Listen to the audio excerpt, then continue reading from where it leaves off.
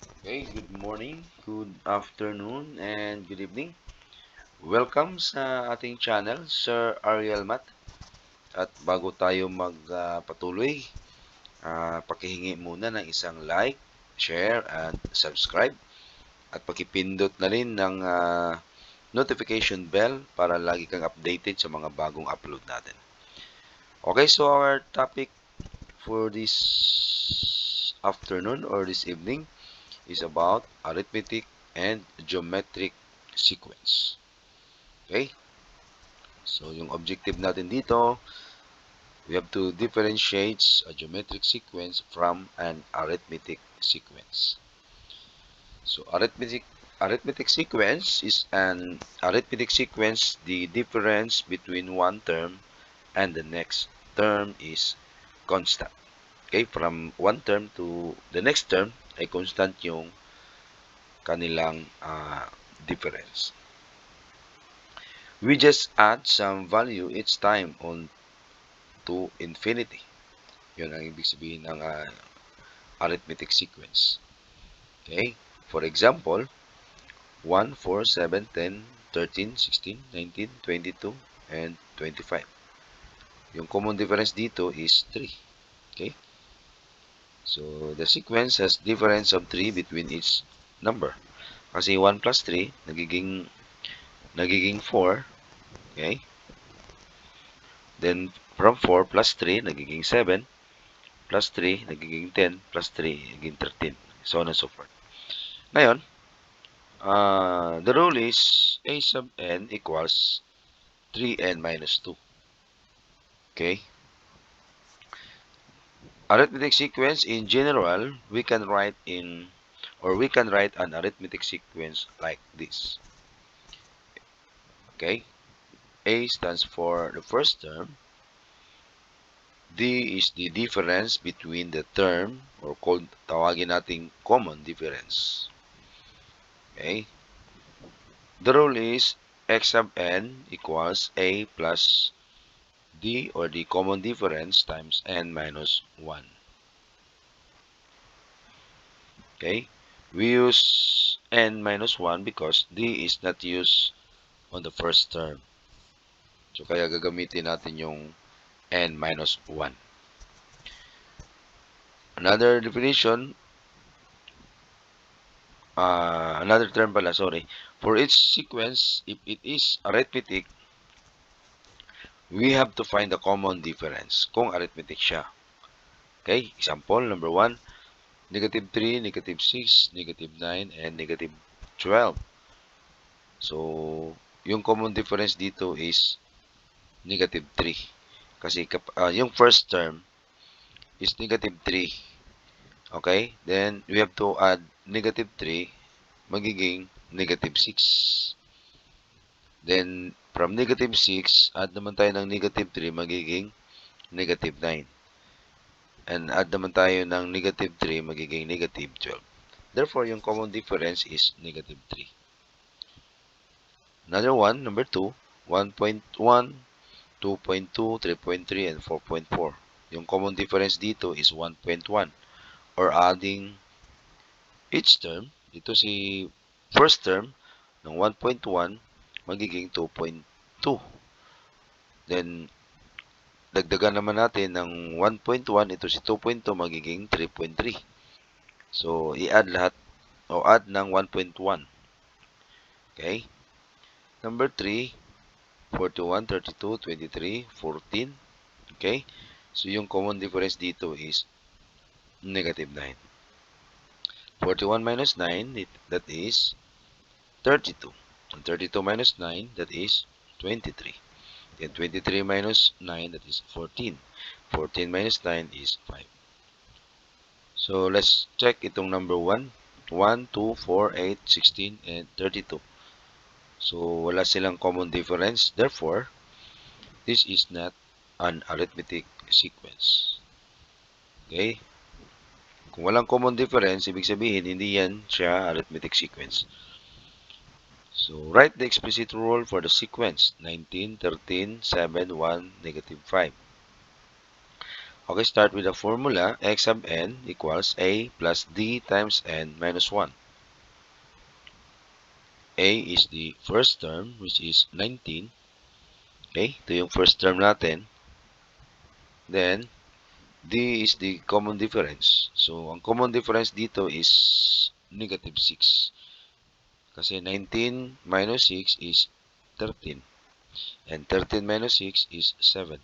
7 minus 6 is 1. Then 1 minus 6 is negative 5. Okay, the rule is x sub n equals 19 minus 6 times n minus 1. Okay, find the 12th term of this sequence. Hanapin natin yung pang 12th term sa ganitong sequence. Nasa ano na tayo? 1, 2, 3, 4, 5. So, hanapin natin yung pang 12th term. Okay, we have to substitute 12 in 4n. Okay, so x sub 12, hindi na yan siya kanina, x sub n yan. So, substitute natin yung 12. Dito rin, substitute natin yung 12. So, x sub 12 equals 19 minus 16 times 12. Kasi ito yung n kanina, n minus 1. So, nagiging 12 na yan, minus 1. Then, x sub 12 equals 19 minus 6 times 11. 12 minus 1 is 11. Then, x sub 12 equals 19 minus 66. Okay? Kasi 6 times 11 is 66. And therefore, x sub 12 is equal to negative 47. Yun ang pang 12 term. Okay, next, let's proceed to geometric sequence. In a geometric sequence, each term is found by multiplying the previous term by a constant. Okay, example, 2, 4, 8, 16, 32, 64, and 128. Okay, so ano yung nakikita natin dito na i-multiply siya from previous term by a anong constant dito? The sequence has a factor of 2 between each number. Ibig sabihin, 2 times 2 is 4 times 2 is 8 times 2, 16 times 2, 32. Okay? Next, each rule is x sub n equals 2 raised to the power of n. Then, geometric sequence in general, we can write a geometric sequence like this. Okay? First term a, then ar, or times ar squared, then times ar to the ar cubed. So a is the first term, r is the factor, is the factor between the terms, o tawagin natin yang common ratio. Okay? The rule is x sub n equals a times r raised to the power of n minus 1. So we use n minus 1 because ar raised to the power of 0 is the first term. Okay? So geometric sequence, for each sequence, if it is geometric, we have to find the common ratio.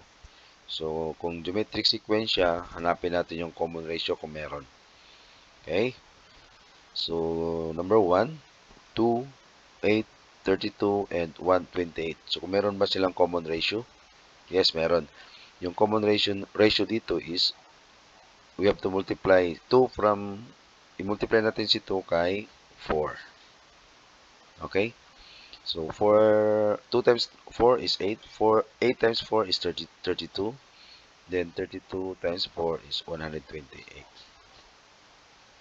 Another one, 110, 100, and 1,000. Yung common ratio dito is 10. Kasi 1 times 10 is 10. Then, 10 times 10 is 100. And 100 times 10 is 1,000. Number 3 is, the common ratio here is negative 1. 1 times negative 1 is negative 1. On negative 1 times negative 1 is 1. And negative 1 times negative 1 is ulitin natin. Yung common ratio dito is negative 1. Number 3 tayo ha.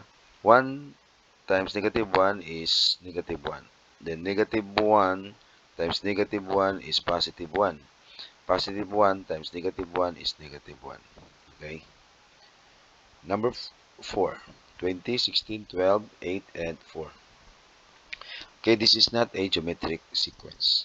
Kasi, ang meron dito, meron silang common difference. So, kapag common difference, hindi na yan siya geometric sequence. Okay?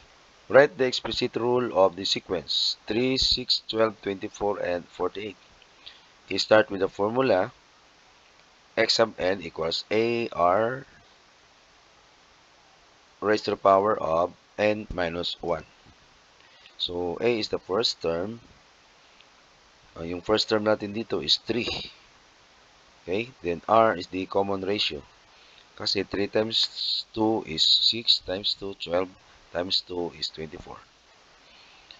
The rule is x sub n equals 3 times 2 raised to the power of n minus 1. Okay? So, we have to find the 12th term of this sequence. Hanapin naman natin yung pang 12th term sa sequence na ito. So, nasa ano pa tayo? First, second, third, fourth, fifth. Hanapin natin yung pang 12th term. Okay? We have to substitute 12 in for n, yung value ng n. So, magiging x sub 12 equals 3 times 2, yung common ratio, tapos raised to the power of 12 minus 1. So, x sub 12 is equal to 3 times 2, tapos yung 12 minus 1, so magiging 11 na yung power niya. So, x sub 12 equals 3 times 2 raised to the power of 11. Ibig sabihin, we have to multiply 2 11 times, so magiging 2,048. Then, multiply natin yan kay 3.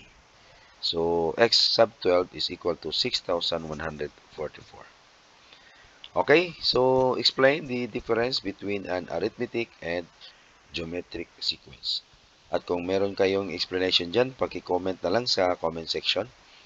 Okay, so maraming salamat. At again, sa hindi pa nakasubscribe, paki-subscribe na lang at paki-pindot ng notification bell para lagi kang updated sa mga bagong upload natin. Maraming salamat and God bless.